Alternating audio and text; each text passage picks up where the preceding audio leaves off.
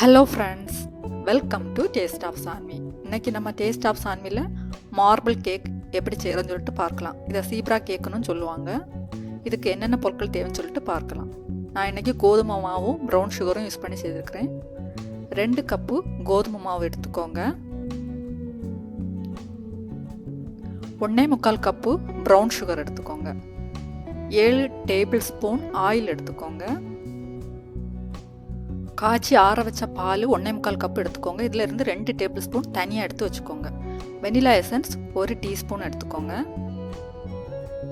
Baking powder 1.5 teaspoon, baking soda 1/4 teaspoon எடுத்துக்கோங்க. 2 table spoon cocoa powder எடுத்துக்கோங்க. அந்த கொக்கோ பவுடரை கலக்கிறதுக்காக 2 டேபிள் ஸ்பூன் பால் எடுத்து வச்சுக்கோங்க.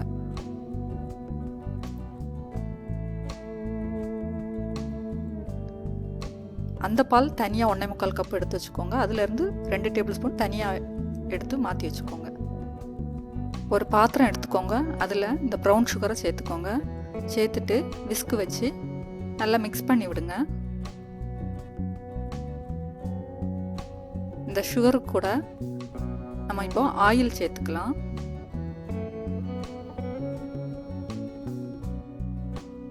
ஏழு டேபிள் ஸ்பூன் ஆயிலையும் சேர்த்து நல்லா மிக்ஸ் பண்ணிக்கோங்க. அடுத்ததாக பால் சேர்த்துக்கலாம்.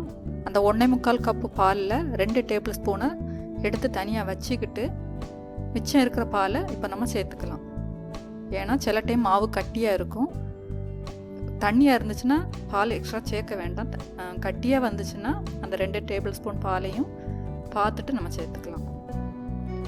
இப்போ இந்த பாலை சேர்த்துட்டு நல்லா கலக்கி விடுங்க. 1 டீஸ்பூன் அந்த வெனிலா எசன்ஸை நம்ம இப்போ சேர்த்துக்கலாம்.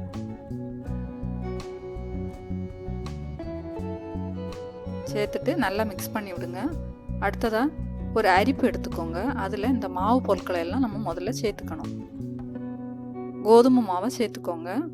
இந்த கோதுமை மாவு கூடயே பேக்கிங் பவுடர், பேக்கிங் சோடா 2ஐயும் நம்ம சேர்த்துக்கலாம்.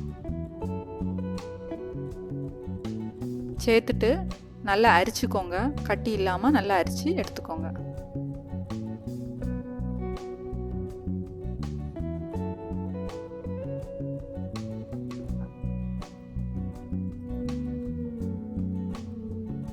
திரும்பவும் விஸ்க் வச்சு நல்லா மிக்ஸ் பண்ணி விடுங்க.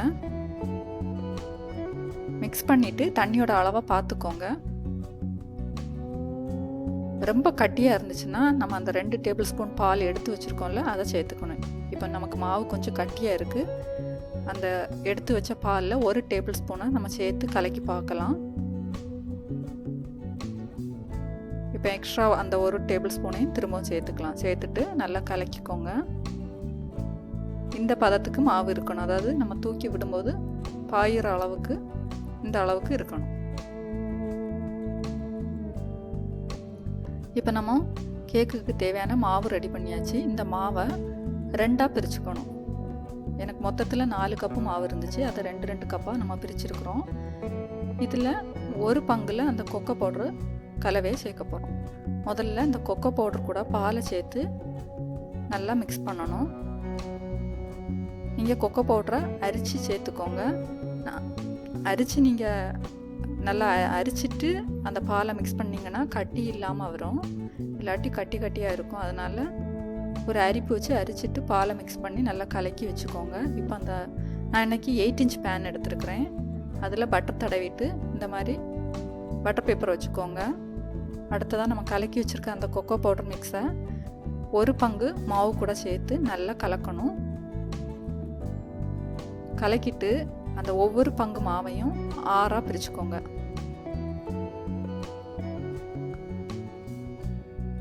நான் 6 table spoon, 5 table spoon, 4 table spoon, 3 table spoon, 2 table spoon, 1 table spoon அப்படி பிரித்து வச்சுருக்கிறேன். இல்லை பிரிக்காமல் இருந்தாலும் பிரச்சனை இல்லை. நீங்கள் கப்பில் எடுத்துட்டு கரெக்டாக விட தெரியும்னா விட்டுக்கலாம். இந்த மாதிரி அளந்து வச்சுட்டு நம்ம விட்டோன்னா ஈஸியாக இருக்கும். அதே மாதிரி கொக்கோ பவுடர் சேர்க்காத மாவையும் இதே மாதிரி 6ஆக பிரித்து வச்சுக்கோங்க. இப்போ பேன் எடுத்துக்கலாம். அதில் முதல்ல அந்த கொக்கோ பவுடர் மிக்ஸு மாவு இருக்குல்ல, அதை சேர்த்துக்கலாம். அந்த 6 டேபிள் ஸ்பூன் மாவை சேர்த்துக்கலாம். முதல்ல நிறைய சேர்த்துட்டு அப்புறம் கொஞ்சம் கொஞ்சமாக குறைச்சி சேர்த்துக்கணும். இதை அப்படியே விட்டுட்டு அடுத்த லேயரை சேர்த்துக்கலாம். இதில் கொஞ்சம் ஏர் பபிள்ஸ் இருக்கிறனால நான் வந்து அதை கொஞ்சம் ஏர் பபிள்ஸ் எல்லாம் நீக்கிட்டு அதுக்கப்புறமா அடுத்த லேயரை சேர்த்துருக்குறேன்.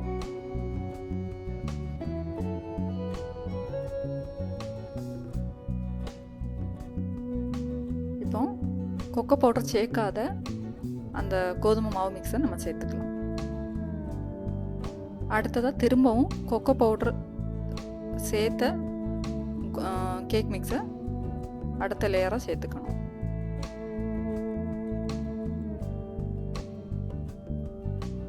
திரும்பவும் கொக்கோ பவுடர் சேர்க்காத மாவை சேர்த்துக்கணும். அடுத்ததாக கொக்கோ பவுடர் சேர்த்த மாவை சேர்த்துக்கலாம். திரும்பவும் கொக்கோ பவுடர் சேர்க்காத மாவு, அடுத்ததாக கொக்கோ பவுடர் சேர்த்த மாவு, இந்த மாதிரி மாற்றி மாற்றி சேர்த்துக்கோங்க.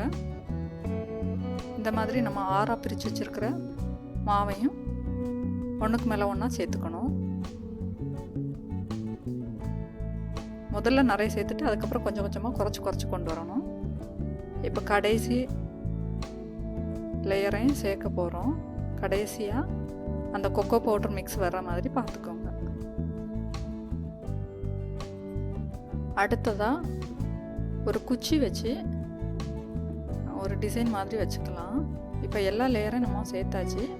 ஒரு குச்சி வச்சு சென்டரில் இருந்து சைடில் அப்படி இழுத்துக்கோங்க. ஒரு டிசைன் மாதிரி வரும்.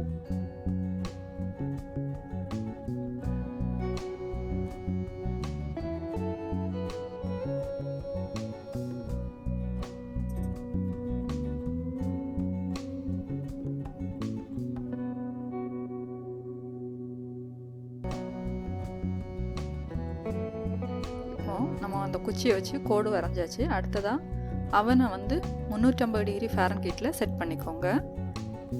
இந்த கேக் மிக்ஸை உள்ளாடி வச்சுட்டு 35லேருந்து 40 மினிட்ஸ் வரைக்கும் வேக வச்சுக்கோங்க.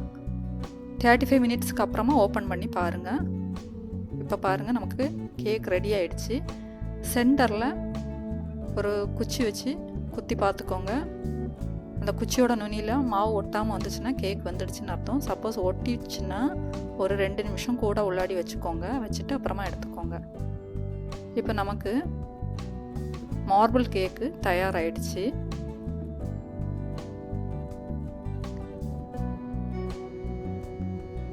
நல்லா அழகாக பர்ஃபெக்டாக வந்திருக்கு. இப்போ கட் பண்ணி பார்க்கலாம். பாருங்கள், அந்த லேயர்ஸ் சீப்ரா லைன் மாதிரி மார்பிள் டிசைனில் அழகாக வந்திருக்கு. இதே மாதிரி நீங்களும் உங்கள் வீட்டில் செய்யலாம். ரொம்ப ஈஸி தான். இதை செய்து பாருங்கள். செய்து பார்த்துட்டு இந்த வீடியோ பிடிச்சிருந்தா லைக் பண்ணுங்கள், கமெண்ட் பண்ணுங்கள், ஷேர் பண்ணுங்கள். மறக்காமல் எங்கள் டேஸ்ட் ஆஃப் சாந்தி சேனலை சப்ஸ்கிரைப் பண்ணுங்கள். நன்றி. வாழ்க வளமுடன்.